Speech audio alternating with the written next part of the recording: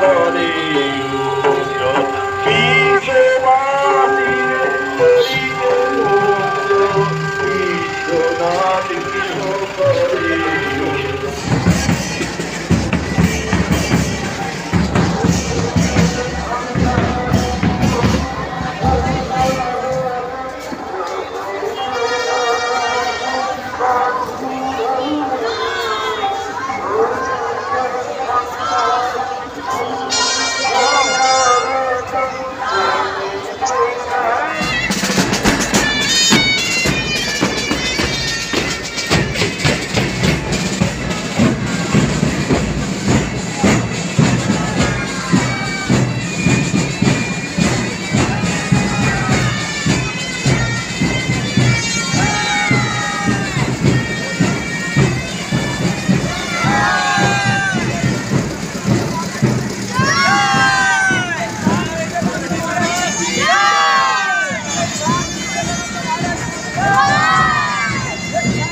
চলে যায়, মানুষের বোধ চলে যায়, মানুষের নিঃস্বার্থ ভালোবাসা চলে যায়, পরের চোখের জল মোছানোর বাসনা চলে যায়, সে আস্তে আস্তে যন্ত্রে পরিণত হয়।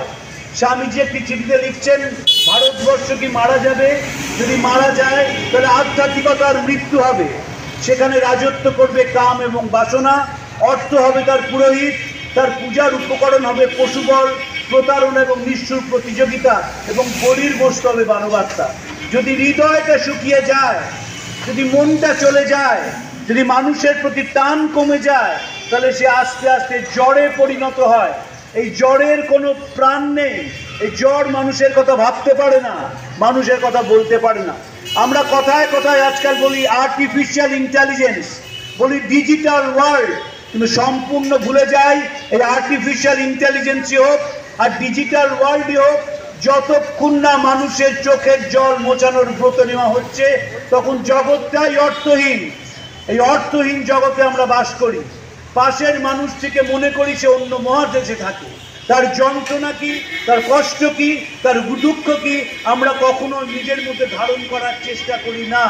স্বামীজি যখন ছিলেন ইউরোপে, লেক লুসানে বেড়াতে গিয়েছিলেন পল ডয়সনের সঙ্গে, তখন খবর পান যে মাইসোরের মহারাজা বাড়ির কয়েকটি ঘর খুলে দিয়েছেন দরিদ্র ছেলেমেয়েরা সেখানে পড়াশোনা করবে বলে। স্বামীজি রাজাকে অভিনন্দন জানিয়ে চিঠি লেখেন, এই জীবন কয়েকদিনের, জীবনের চাকচিক্য কয়েকদিনের, সেই বেঁচে থাকে যে পরের জন্য বেঁচে থাকে, বাকিরা মৃত প্রেত তুল্য। তারপর বলেন, আপনার জন্য আমি প্রতিদিন ঈশ্বরের কাছে প্রার্থনা করি।